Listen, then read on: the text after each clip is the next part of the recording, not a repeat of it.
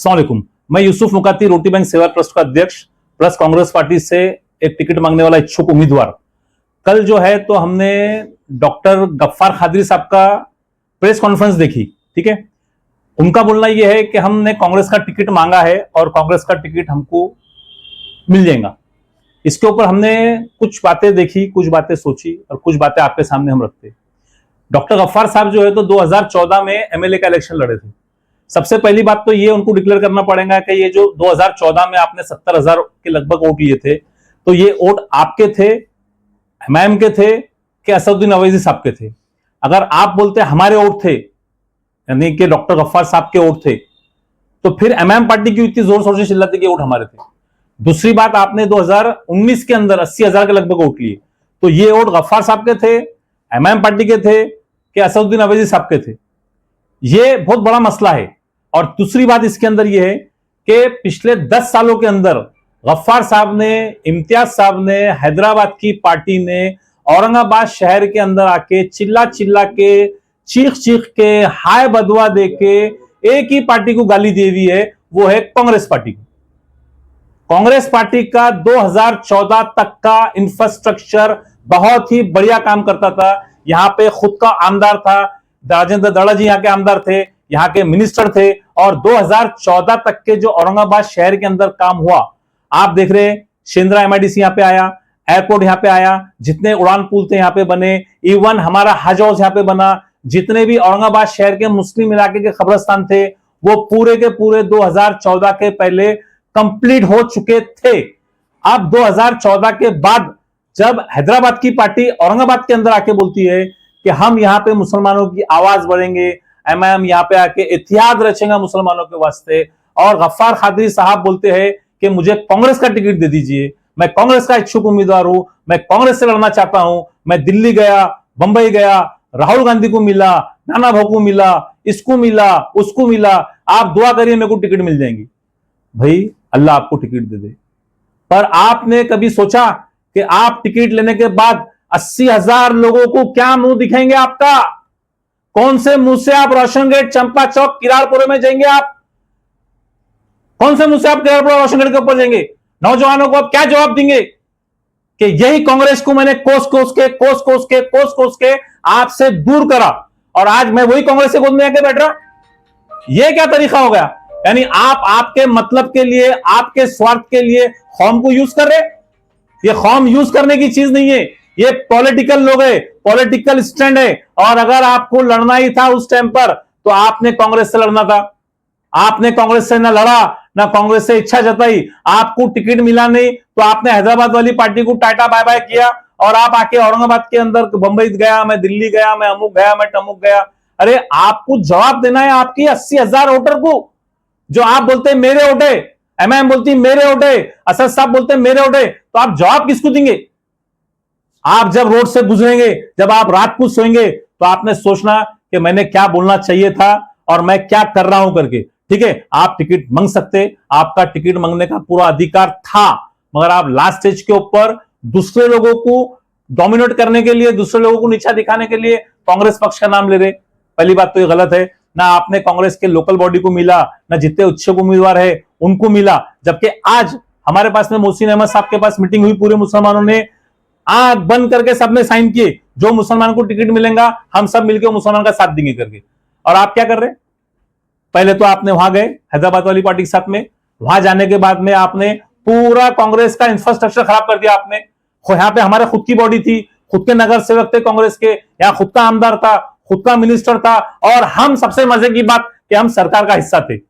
आपने हमारे मुसलमान भाइयों को सरकार का हिस्से से अलग किया। अलग करने के बाद आप आज क्या बोल रहे कि मैं कांग्रेस में जाता? फिर आपने अलग क्यों किया भाई? जब तो हम माशाल्लाह सुभान अल्लाह सबसे अच्छे थे, सरकार का हिस्सा थे, हमको दड़ा जी से कोई प्रॉब्लम था। दड़ा जी से खाली मुसलमानों को एक शिकायत थी, सिर्फ एक शिकायत थी। वो शिकायत ये थी कि भाई मुसलमानों का कहीं ना कहीं पॉलिटिकल वजूद होना चाहिए। तो होता था 2-5 साल में, 10 साल में, धीरे धीरे धीरे जैसा शहर बढ़ता था वैसा होता था, कोई बड़ी बात नहीं थी, बहुत छोटा इशू था। मगर आपने क्या बोले? नान खलीम बिकते, इसमें बिकते। अरे कोई ऐसी बातें करता क्या? दूसरे समाज का आदमी तीसरे समाज को आके ऐसी छोटी बात करता क्या? मगर आपने ये सब बातें करे 2014 में, और आपको उसका फल ये मिला कि आपको 70,000 वोट मिले। बाद में 2019 में आपको 80,000 वोट मिले। और आज आप आके, आपको जब पार्टी टिकट देती नहीं, उसके बाद आप आके बोलते हैं कि भाई आप मुझे कांग्रेस टिकट दे देंगी, मैं कांग्रेस से लड़ूंगा हमका। तो आपके जो 80,000 वोटर है, जनाब आप मेरे को एक बात बोलिए, 80,000 वोटर को पिछले 10 सालों से आपने कांग्रेस के बारे में उल्टी सीधी बातें करी है, कांग्रेस ने ये नहीं किया, वो नहीं किया, कांग्रेस ने मस्जिद के बारे में नहीं बोला, राहुल गांधी ने यहां स्टैंड नहीं लिया, इम्तियाज जलील ने वहां स्टैंड नहीं लिया, उसने ये नहीं लिया। तो भाई जनाब आपने पिछले 10 सालों में क्या करे? मैं आपको बोलता पिछले 10 सालों के अंदर आपने आपके घर की सड़क भी नहीं बनाई, घर की सड़क भी आप बना नहीं सके, तो आप क्या कौम की रहबरी की बात करेंगे आप, और क्या पार्टी के अंदर आने की बात करेंगे आप? अगर आप में दम था और आप में जिगरा था तो आपने आपके घर का रोड बना के बनाना था पिछले 10 सालों के अंदर। आपने वो तो बनाया नहीं, जो काम करना था वो काम तो आपने करे नहीं, और आप आज बोलते कौम को लगाने की बातें कर रहे, मुसलमानों को लगाने की बातें कर रहे। जनाब आप अखलाकन तौर पर टिकट मांगिए, आपका अधिकार है, पार्टी टिकट देंगी, वो आपका अधिकार है, मगर आप ये बात का जवाब दीजिए कि जो 80,000 वोटर है आप उनको क्या जवाब देंगे? आप गफ्फार कादरी को बड़ा नेता मानते हैं?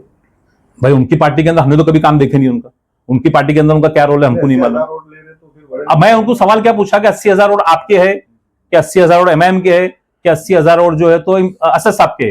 अब हमको तो ये मालूम पड़ा औरंगाबाद शहर के अंदर लोगों ने असद साहब से इतनी मोहब्बत करते कि लोगों ने असद साहब को वोट दिए हुए।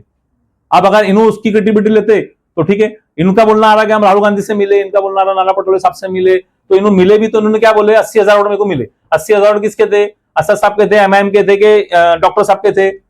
इन्होंने स्पष्ट करना गफ्फार कादरी को टिकट मिलना या नहीं मिलना कांग्रेस? भाई देखो, टिकट देना पार्टी नेतृत्व का काम है, बराबर है।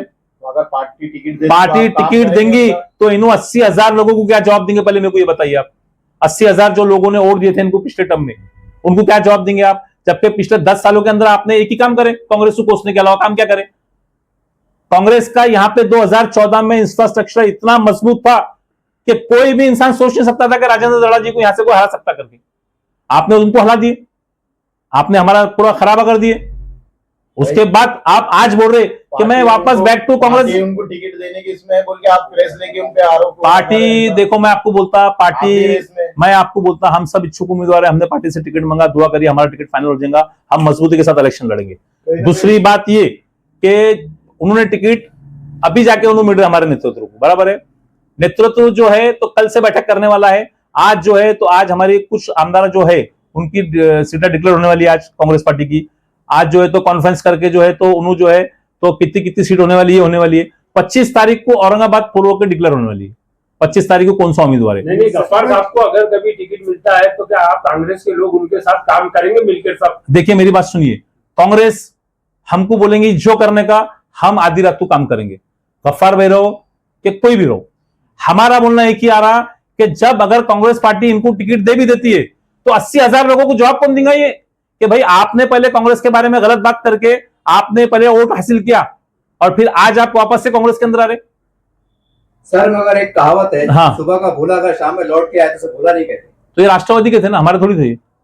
राष्ट्रवादी में जाना उन्होंने, राष्ट्रवादी में थे ना। सेकुलरिज्म की तरफ आया ना साहब पे आरोप। भाई सेकुलरिज्म तो एमएम भी बोलती ना, हम सेकुलर करके। अभी भी राष्ट्रवादी और कांग्रेस तो साथ में ना, मतलब ये है ना। तो भाई उन्होंने उधर जाना ना, राष्ट्रवादी जाकर टिकट मांगना। कांग्रेस में आना, देखो आने का कोई प्रॉब्लम नहीं है, आना जाना हमारे पास लगे रहता, 10 आते 100 जाते, कोई प्रॉब्लम नहीं इससे। कल जो प्रेस कॉन्फ्रेंस हुई उन्होंने जो तो खासदार साहब एक आरोप लगाया है कि फडणवीस साहब के इशारे पे काम करते हैं। हो सकता है कि वो सब चीजें देख के वो सिद्ध करे कि आरोप उन्होंने आरोप लगाया। देखो आरोप लगाना अलग बात है, हम आरोप लगाते नहीं, हम साफ सुथरी बात करते, क्लियर बात करते। 80,000 वोटरों को क्या जवाब देंगे? जो आपको 80,000 70,000 वोट मिले, असद साहब के मिले, एमआईएम के मिले, क्या आपके खुद के वोट मिले? जवाब तो हम आपको सिंपल क्वेश्चन कर रहे, हम आपको सिंपल आंसर पूछेंगे, घुमा फिरा के। हमारी आदत बात करने की नहीं है, जो दो मुंह के सांप रहते ना वो दो बातें करेंगे। हम साफ आदमी है, साफ बात करेंगे कि आप इनको क्या जवाब देंगे, आप बताइए मेरे को, आपका उसको जवाब है? क्या औरंगाबाद की जो कांग्रेस की जो बॉडी है वो डॉक्टर गफ्फार कादरी के साथ पक्ष में है या नहीं? ये देखिए, ये मेरी बात सुनिए, बॉडी जिसको टिकट देंगी पार्टी, कोई भी रहो, आज हमने निर्णय लिया हुआ है कि जो मुसलमान को टिकट मिलेंगी कांग्रेस पार्टी का कोई उम्मीदवार अपक्ष फॉर्म भरेगा नहीं, चाहे वो कलीम खुर्शी साहब हो, डॉक्टर सरताज पठान साहब हो, कि कोई भी इंसान हो। कहीं ना कहीं इच्छुक उम्मीदवारों में गफ्फार कादरी ने ये ऐलान करने के बाद में डर नजर आ रहा है। आज हमारे पास से मोइन साहब जो है तो इन्होंने एक लेटर दे रहे पार्टी को भी कि भाई नए इच्छुक उम्मीदवार, नए जो उम्मीदवार आ रहे इनको टिकट मत दो। मगर मेरा बोलना अलग है कि भाई टिकट किसको भी दो, पार्टी जो आदेश करेंगी हम वो आदेश का पालन करेंगे। मगर फिर भी पार्टी नेतृत्व इतना आसानी से हाथ में आता नहीं, जितने आसानी से गफ्फार साहब बता रहे कि मैंने बोल दिया, मैंने कर दिया, मैंने हो गया, ऐसा होता नहीं। पार्टी सिस्टम से चलती। एक लॉजिक सवाल ये हाँ, पैदा हो रहा है कि हाँ, मान लो अगर ठीक है अगर वो टिकट नहीं मिला है तो जाहिर सी बात है वो आक्रामक रूप में वो जो तो अपक्ष चुनाव लड़ेंगे। जब वो अपक्ष लड़ेंगे जाहिर सी बात है फिर मुसलमान सीट आ रही कहां से? अपक्ष लड़ना बच्चों का खेल नहीं है, सबसे पहली बात। जी 80,000 वोटर को धोखा देने वाला इंसान अपक्ष लड़ सकता क्या? नहीं, अगर लड़े तो कौन से बेस पे जाके लड़ेंगे आप इलेक्शन? अरे भाई वो तो कहते हैं आपने पहले बोले एमआईएम, लोगों ने वोट दिया। एक मिनट रुकिए, आपने आपका घर का सड़क बनाया क्या? आपने आपका घर का सड़क बनाए? वो जनता फिर आप कैसा बोले आपने काम किए? चलो मेरे को 5 काम गिनाओ गफ्फार साहब के, चलो बोलिए। 1 2 3 4 5, एक भी काम नहीं। नहीं, ये ब्रेक की बात गलत करिए। सबसे पहली बात मैं आपको बोलता, ना इम्तियाज जलील साहब काम कर सकते, ना डॉक्टर गफ्फार साहब काम कर सकते। उसका सुन लीजिए आप मेरी बात, काम क्यों नहीं कर सकते? काम इसलिए नहीं कर सकते, और काम पिछले 10 सालों में औरंगाबाद शहर का इसके वास्ते काम नहीं हुआ कि ये सरकार का हिस्सा नहीं है। आपको 2 बातें समझनी पड़ेंगी। एक रहता सत्ताधारी, एक मिनट रुकिए सर, एक मिनट रुकिए, मेरी बात समझ लीजिए आप। एक रहता सत्ताधारी, एक रहता अपक्ष, एक रहता विरोधी पक्ष, ये 2 के काम होते, और एक रहता अपक्ष। मेरे को एक बात बताइए, अगर हमने मोहल्ले के 10 जनों ने मिलकर एक नगर सेवक बनाए, वो अपक्ष की वैल्यू रहती काम करने की, तो ये आमदारों को क्या वैल्यू है काम करेंगे? ये इनको जैसा आपने बोले उनकी निधि रहती, निधि दो सड़कों की निधि रहती नहीं यार, 2 करोड़ की निधि रहती नहीं 2 सड़कों की।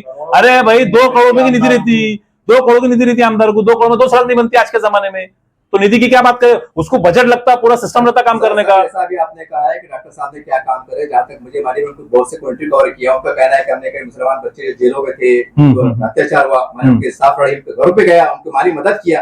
ये उनके एक मिनट मेरी बात सुनिए, जमाते इस्लामी हिंद क्या काम कर रहे हो? वो एक अलग विषय है सर। ये कामों के वास्ते जमाते इस्लामिक हिंद है, पूरा पैसा वो लगाते। ये बात आप मेरे सामने मत करिए, मेरे को बहुत अच्छे से मालूम है कौन क्या काम करता है। किसके साथ थोड़ी जुड़े हुए हैं। जमाते हिंद का काम है औरंगाबाद शहर में जो मुसलमान बच्चों पर अत्याचार हो रहा, जिसपे नाइंसाफी हो रही, उनकी कोर्ट कचहरी करना, सब जमाते वाले लोग काम करते। जो तो नाम के वास्ते लड़ाई लड़े साहब, कौन से नाम के वास्ते? नाम तब्दील हो रहा था तो वो भी आवाज उठाया उन्होंने। नहीं सवाल है साहब, आप क्या बोलूं यार मैं आपको भाई, आप ऐसे सवाल कर रहे हैं। कौन सी पिटीशन है उनके नाम की?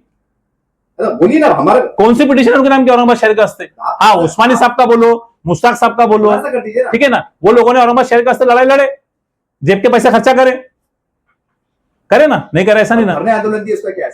पार्टी के थे ना वो, पार्टी के धरने आंदोलन उनके खुद के थे क्या? मुसलमानों का देखो, मेरी बात सुनिए आप, पार्टी छोड़ के आंदोलन करना था। मेरी बात सुनिए, फायदा पहुंचाना किसको? फायदा पहुंचाना कौम को। वो कौन सा फायदा करे उन्होंने?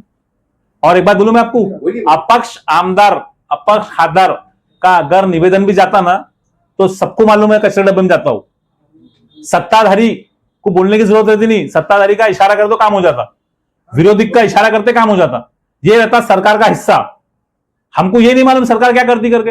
अरे सरकार तो रहती पूरा काम करती, सरकार से तो पूरे काम होते, मगर हम इतने ज्यादा मेजोरिटी के अंदर मुस्लिम औरंगाबाद के अंदर है, मगर मेरे को एक बात समझ में नहीं आती, हैदराबाद की पार्टी आके औरंगाबाद के लोगों को बोलती कि यार हमको मौका दो, फिर कांग्रेस से दर पे क्यों आते? उनको मालूम है ना सत्ता से काम होता करके। बगैर सरकार के क्या काम होगा आप मेरे को बताइए? बिना सरकार के क्या काम होता काम? ये लीडरों की राजकारण रहता है, ये डरा के इधर जाना बोल के, तो ये डरा के कि हमारा उल्लू कहां से सीधा करना और कैसा हमने बोलना, कैसा काम करना। और सबसे सॉफ्ट टारगेट था 2014 में कांग्रेस। उसका कारण यह था कि बाबूजी थे नॉन मुस्लिम, मेजोरिटी मुस्लिम्स की थी, तो बाबूजी को दबाना आसान था, तो बाबूजी को दबा दिए, सीधा बात है। कांग्रेस को नीचे लाने में आप मानते हैं? सर एक बात 100% एमएम कहते हैं कांग्रेस को नीचे लाने में। एक बात कहां तक सही बात है? दड़ा जी भी रेस में सुनने में आ रहा है। बाबूजी ने टिकट मांगा नहीं, मगर बाबूजी को टिकट दिए, तो हम बाबूजी का सब मिलके एक साथ काम करेंगे। अच्छा, आखिरी सवाल ये है कि महाराष्ट्र का समीकरण और मराठवाड़ा औरंगाबाद का समीकरण कैसे देखते हैं? देखिए, औरंगाबाद महाराष्ट्र के अंदर इसमें कोई शक नहीं है कि महाविकास आघाड़ी इंडिया गठबंधन की सरकार बनना 100% है। अब औरंगाबाद के शहरान को यह सोचना है कि हमने सरकार का हिस्सा बनना कि नहीं बनना। अगर आज भी औरंगाबाद के लोग हैदराबाद के साथ जाएंगे तो मेरे भाइयों, हैदराबाद से ना फंड आता, ना हैदराबाद से पैसे आते, और महाराष्ट्र से पैसे आते, मुंबई से पैसे आते, महाराष्ट्र और आपकी से पैसे आते। महाविकास आघाड़ी ने जो 2 बीजेपी के थे लीडर, उनको टिकट दे दी। अरे यार देखो, ये पार्टी का इंटरनल मेंबर होता, किसने किसको टिकट दिए। अब हम तो एमएम का गफ्फार बेगू बोले टिकट में तो हम काम करेंगे, बोलो ना, ये तो कोई बात ही नहीं है। तो फिर प्रेस लेने का मतलब मेरी मेरी मेरी मेरी मेरी मेरी मेरी बात सुन लीजिए आप। हमने आपको क्या बोला, पार्टी नेतृत्व जो फाइनल करेगा हम उसके साथ रहेंगे। हमारा खाली 2 ही बातें बोलना है। एक, आप 80,000 लोगों के साथ छल कपट कर रहे, जिन्होंने आपको वोट दिए, तो आप क्या मूल्य के उनके पास जाएंगे, जिनको आपने 10 सालों के अंदर आपने उनको गालियां दी। सर मेरा आखिरी सवाल हाँ, है, जब ये मौका बहुत अच्छा है, जंग शुरू हो चुकी है, सरकार का हिस्सा बनो मेरे भाइयों, इसके उसके बहकावे में मत आइए, सरकार का हिस्सा बनो। इंडिया गठबंधन की गवर्नमेंट बनना 100% कायम है, 100% इंडिया गवर्नमेंट की सरकार बनना तय है। तो आपसे मेरी गुजारिश है, इसके उसके बहकावे में ना आए और इंडिया गठबंधन का साथ दे। जो उम्मीदवार है, हिंदू मुस्लिम जो उम्मीदवार है, उसका साथ दीजिए।